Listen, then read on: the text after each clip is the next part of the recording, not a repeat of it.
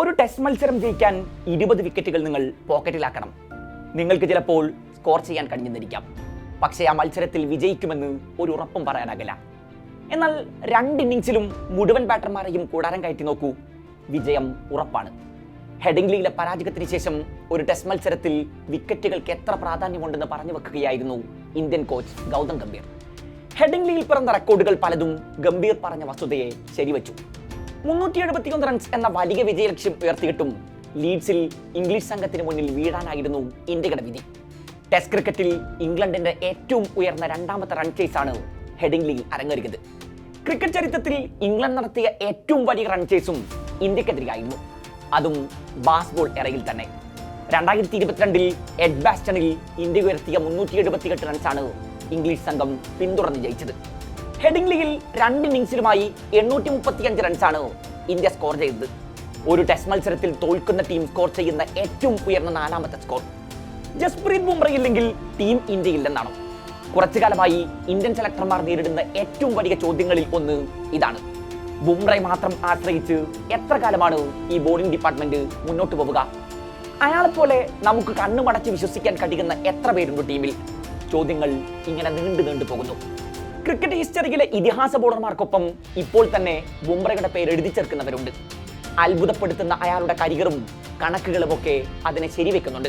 Leeds ടെസ്റ്റിന് ശേഷം English ഇതിഹാസം ജെയിംസ് ആൻഡേഴ്സന്റെയും പാക് ഇതിഹാസം വസീം അക്രത്തിന്റെയും കരിയറുകളുമായി ബുംറയുടെ കരിയറിനെ പലരും താരതമ്യം ചെയ്തിരുന്നു.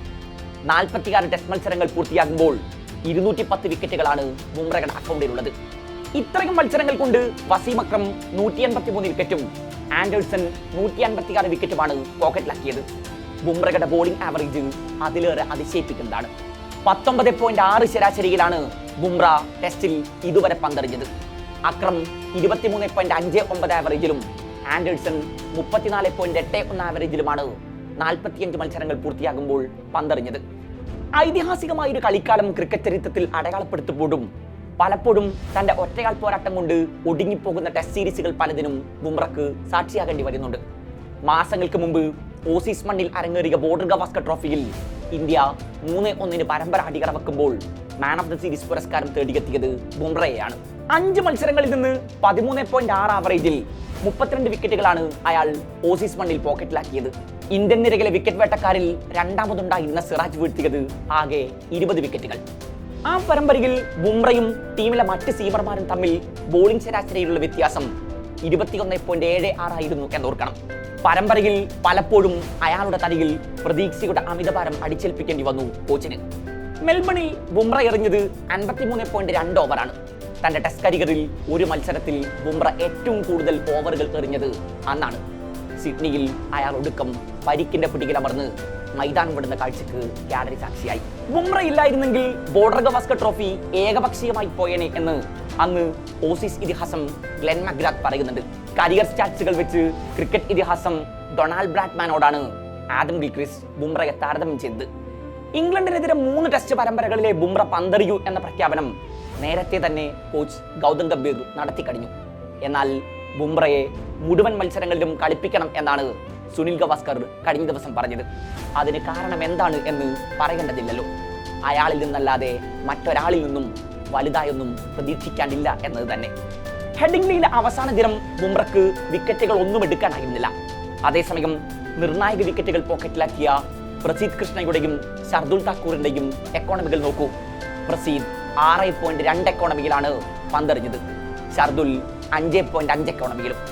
15 ഓവർ എറിഞ്ഞ പ്രസീദ് 92 റൺസ് വിട്ട് നൽകിയപ്പോൾ 10 ഓവർ എറിഞ്ഞ ഷർദുൽ 51 റൺസ് വിട്ട് നൽകി. പ്രസീദിന്റെ എക്കോണമി ക്രിക്കറ്റ് പണ്ഡിറ്റുകളെയും മുൻ താരങ്ങളെയും ചൊടിപ്പിച്ചു. T20യിൽ ജസ്പ്രീത് ബുംറ ഈ എക്കോണമിയിൽ പന്തെറിയുമല്ലോ എന്നാണ് ഇർഫാൻ പത്താൻ ചോദിച്ചത്.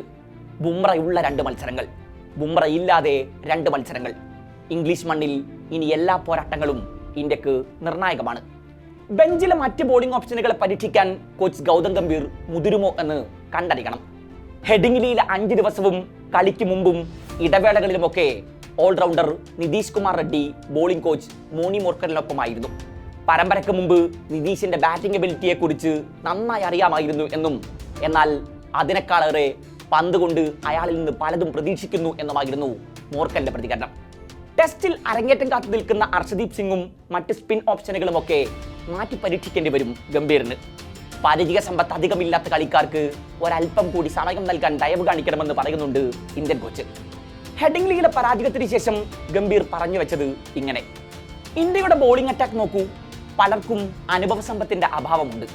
ഒരാൾ 5 മത്സരങ്ങളിൽ ഇന്ത്യൻ ജേഴ്സി കണിഞ്ഞപ്പോൾ ഒരാൾ 4 മത്സരങ്ങളും മറ്റൊരാൾ 2 മത്സരങ്ങളും കളിച്ചു.